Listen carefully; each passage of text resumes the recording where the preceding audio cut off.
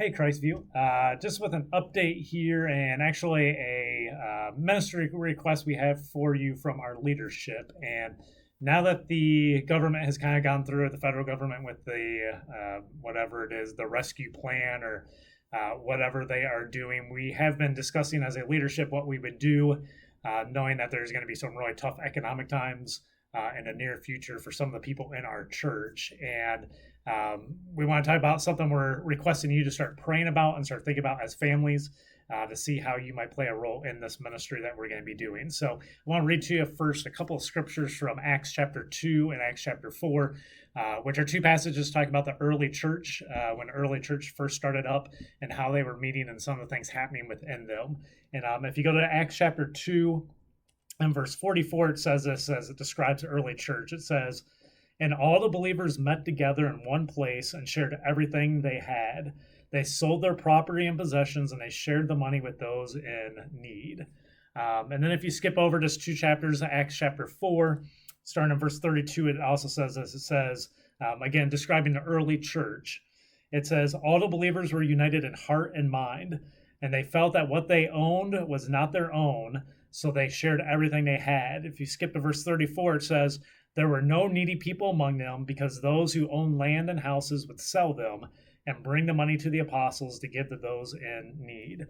So we see in the early church what they would do with those that were in need in the church is those that had more would actually sell things they had, and then they would turn it over to the apostles and the leaders of the church, and then they would distribute that out to the other people in the church that were in need to make sure they were all taken care of, so that so that everybody had their needs met. And so with that scriptural basis, we want to talk about something we want to do here at the church. And we know there's going to be a lot of people struggling here at the church, and I don't think it's going to be a vast majority of us. But there are several people in our church and several families in our church I know are going to struggle with the loss of jobs and everything, with the economic shutdown here, at least for the short period of time until things hopefully start gearing back up, which it looks like we're kind of heading that way now as things seem to kind of be switching into the flow of the news a little bit, looking like they got an idea of what this is, and it looks more like a flu type thing that they're going to be able to handle fine, and we'll move through and then start kind of getting the economy back up. But in that time, people who live and don't have a lot stockpiled, one, because maybe their age, maybe because of the careers that they're in, are going to need some help. And as a church, one of the obligations we have is make sure we help each other out, make sure that everybody's needs are met. And we actually have a way we think we can do this in a way that's easier than the sacrifice we might have to make at other times in our lives.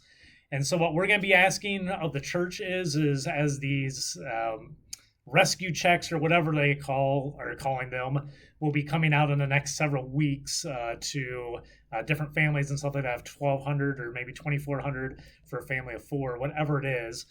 We want you to start praying about, do you really need that for your family? And the reason I say that is this: it's not money we worked for. It's money the government's just handing to us. So it's not money that we necessarily earned. It's money the government's handing out to us.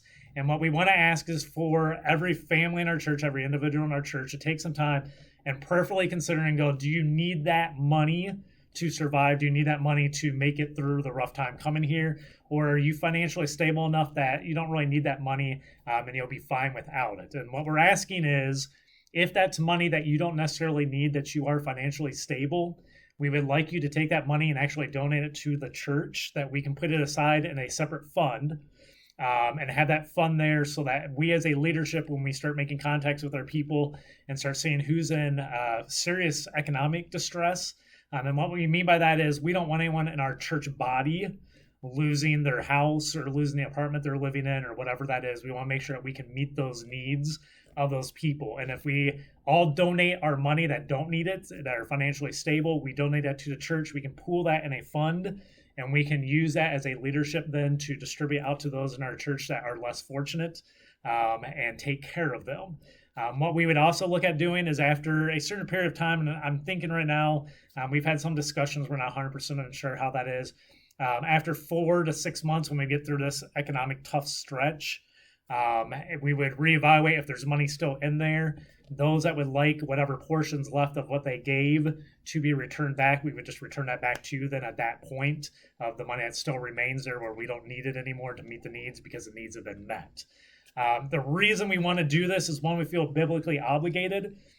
The other side of it is, church, is this is a great example of why it's so important to be part of a church, is because it's your family. It's an extended family. You're not on your own. And in a society where we are all isolated, not because of this virus, but just in general, because of the broken families and stuff in our society and the breakdown of traditional family, a lot of people are just left on their own anymore. And we want them to know when you're part of the church, you're not on your own. You're part of God's family, and God's family will sacrifice to make sure that your needs are met.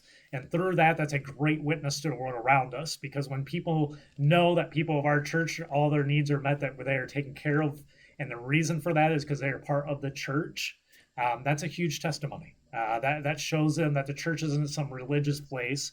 It's a place of godly people, and it's a church family. And that's something people desperately are looking for in our culture today.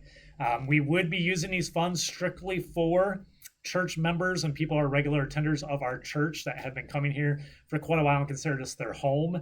And that's where that money would be used. It would not be used for outside groups and stuff like that. The early church, what we saw is that money was being used specifically for the church family. And I believe for that reason, to be a light in the world. So people saw what was happening there, and people went, man, if I was part of the church, I wouldn't be left on my own. And for future sake and for future image of what the church does, other than just being a religious institution, it would be a great example of it's a family. These people care about each other. These people will sacrifice even the most important thing this world considers important, money. They'll sacrifice for each other to make sure each other's needs are met. So really want you to take some time, start praying about it. We've got several weeks before those come out. And that's why I want you to start praying about it now as a family, is looking at your finances and going, you know what, we'll be okay. We don't need that money. It's not anything we worked for, and we don't need it, and we will donate it to the church. So if there are those who are in need and desperately need it, the leadership can take care of those needs, and we can make sure, just like the Acts 2 and Acts 4 church, that there was no needy person among them, that everybody had their needs met. And I think that would bring great glory to the Lord. I think it'd be great for our church family to know how much we care for each other.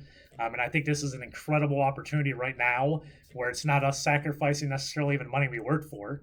It's us sacrificing free money being given to us and using it for God's glory and for his church and to do the work that we're called to do. So take time, start considering it, start praying about it. If you have more questions or things like that that you'd like to know about that, feel free to contact me. So text me or email me, or you can private message me on Facebook, or you can talk to other leaders that you know and just get some information from them as well. But that's what we would highly encourage you to think about doing as people of faith, as people as part of our church body and part of the Christview family.